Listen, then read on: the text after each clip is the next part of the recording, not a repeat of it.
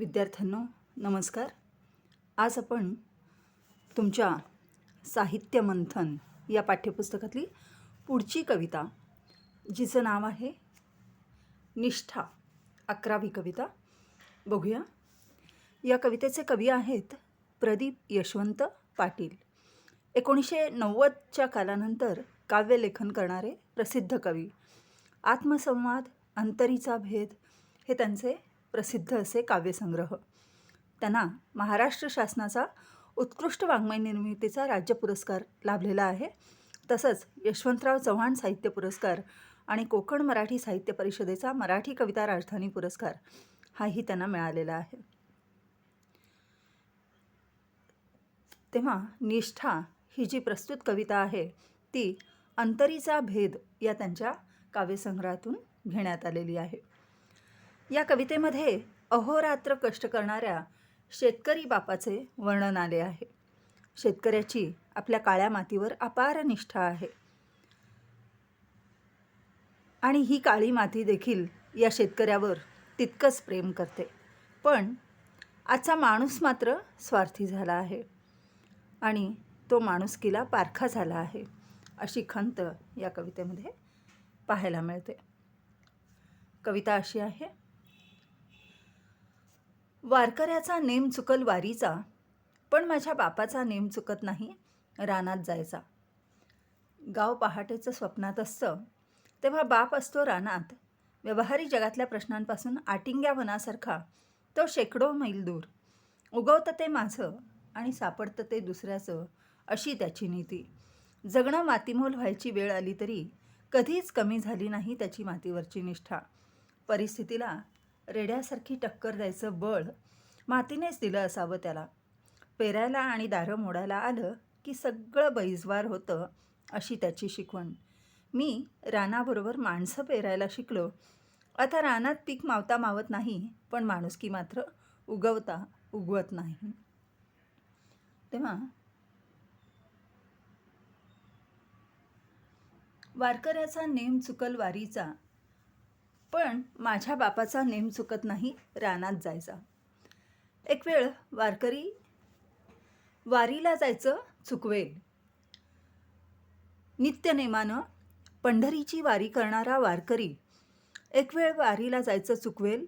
त्याला एखादं वर्ष वारीला जायला जमणार नाही, पण माझ्या बापाचा मात्र रानात जायचा नेम चुकत नाही. आता इथे कवी जेव्हा माझा बाप असं म्हणतो, तेव्हा कदाचित या कवितेत वर्णन आलेला शेतकरी हा कवीचा स्वतःचा बाप नसून तो एक कवितेचा, आपल्या या कवितेचा, निष्ठा या कवितेचा नायक आहे असं म्हणायला हरकत नाही. तर हा जो या कवितेतला बाप म्हणजेच हा शेतकरी जो आहे तो कसा आहे, नित्यनेमानं एकही दिवस खंड न पाडता शेतात जातो. गाव पहाटेचं स्वप्नात असतं, तेव्हा बाप असतो रानात.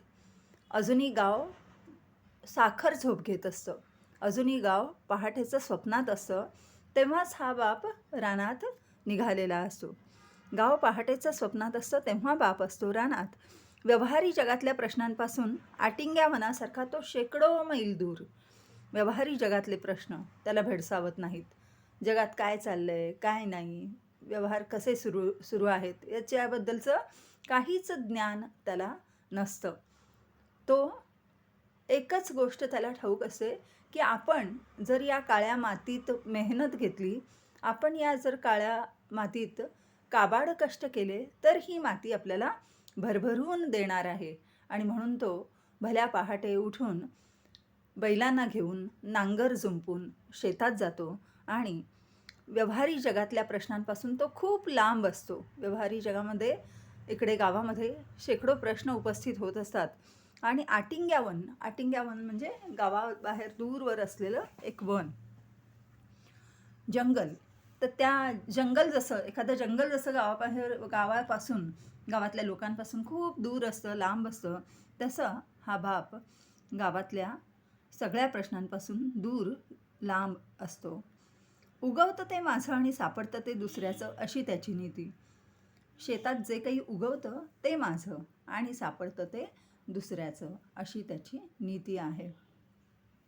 मी या शेतामध्ये बियाणं पेरलेलं आहे, मी या शेतामध्ये घाम गाळलेला आहे, मी या शेतामध्ये नांगर फिरवलेला आहे आणि त्यावेळेला ही माती मला जे देईल ते माझं आहे, ते पीक माझं आहे आणि ते पीक पाहून एवढे काबाड कष्ट केल्यानंतर, एवढा घाम गाळल्यानंतर जे पीक हाती लागतं ते पाहून शेतकऱ्याच्या चेहऱ्यावर आनंद फुलतो आणि तो म्हणतो, जे उगवतं ते माझं आणि सापडतं ते दुसऱ्याचं.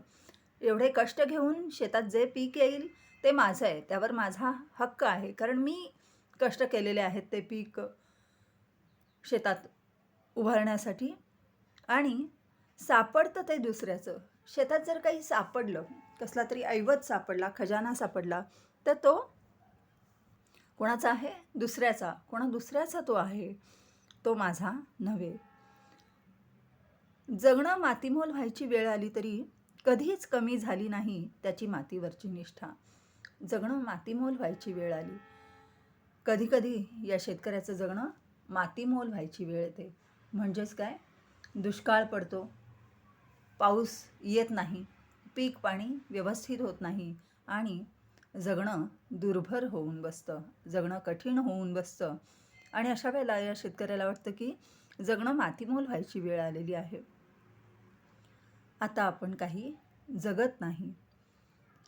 त्यावेळेला त्याची मातीवरची निष्ठा कमी होत नाही, मातीवरचं त्याचं प्रेम कमी होत नाही. मातीवर तो तसाच प्रेम करत राहतो, त्या जमिनीवर तो तसाच प्रेम करत राहतो. जगणं मातीमोल व्हायची वेळ आली तरी कधीच कमी झाली नाही त्याची मातीवरची निष्ठा. मातीवरची निष्ठा त्याची कमी होत नाही. त्या मातीवर, त्या जमिनीवर, त्या काळ्या मातीवर, त्या काळ्या आईवर तो तितकंच प्रेम करत राहतो. दुष्काळ पडला म्हणून तो तिला धुतकारत नाही, तिला झिडकारत नाही, तिला नावं ठेवत नाही. यंदा नसेल पाऊस पाणी झालं, यंदा पडला असेल दुष्काळ, पण पुढच्या वर्षी हीच स्थिती राहणार नाही हे त्याला पक्कं ठाऊक असतं आणि त्या पुढच्या वर्षाची तो वाट पाहत राहतो. मातीवरची त्याची निष्ठा कधीच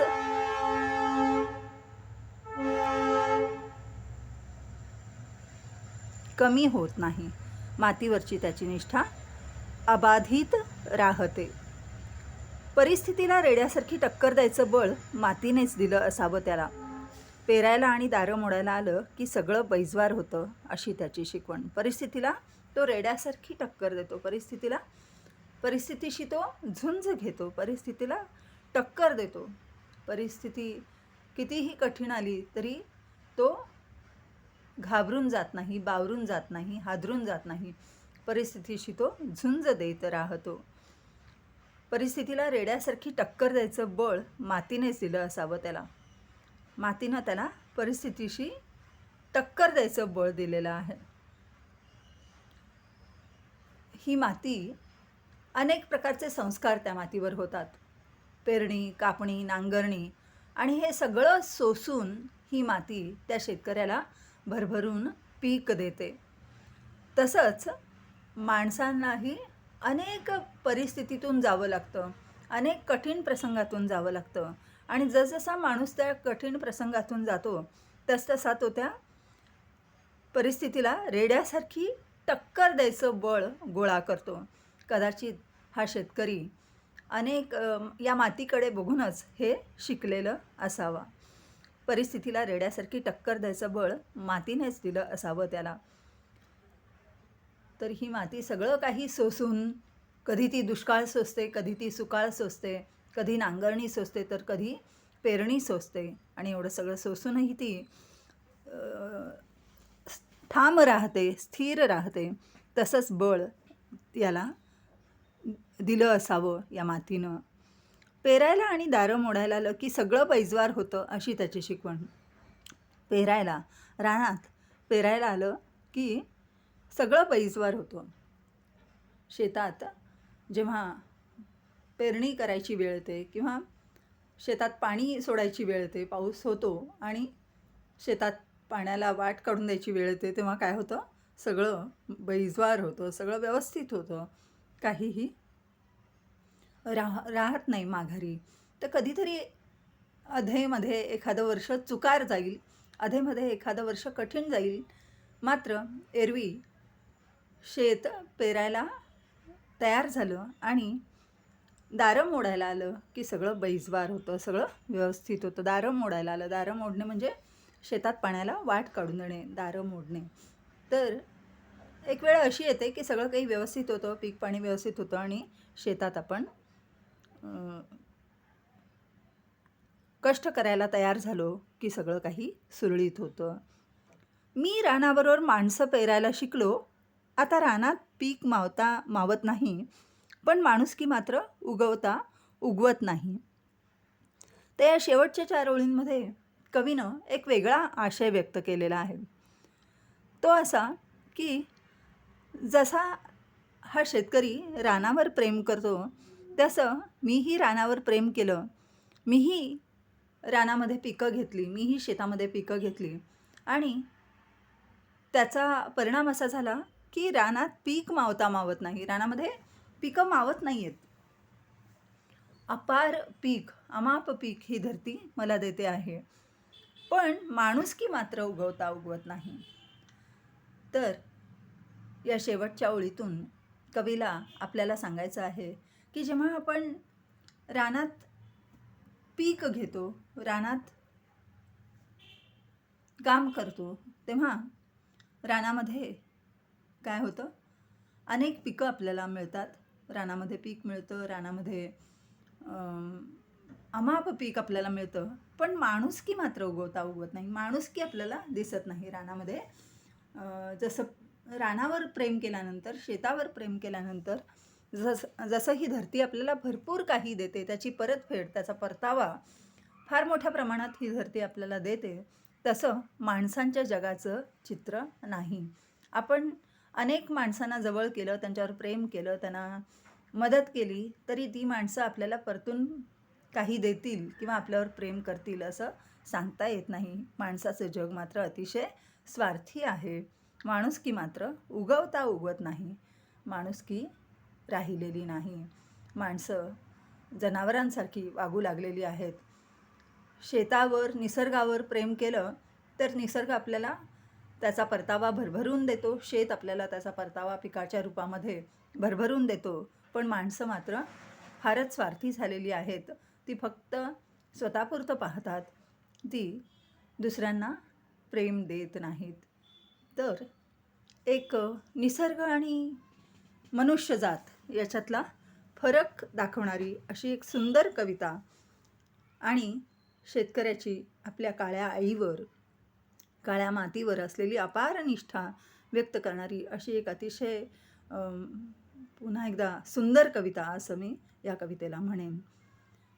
शेतकऱ्याचं जीवन अत्यंत साध्या सोप्या शब्दामध्ये कवीनं इथं रेखाटलेलं आहे आणि अखेरीस मानवजात आणि निसर्ग, मानवजात आणि शेत यातला फरक दाखवून दिलेला आहे. धन्यवाद.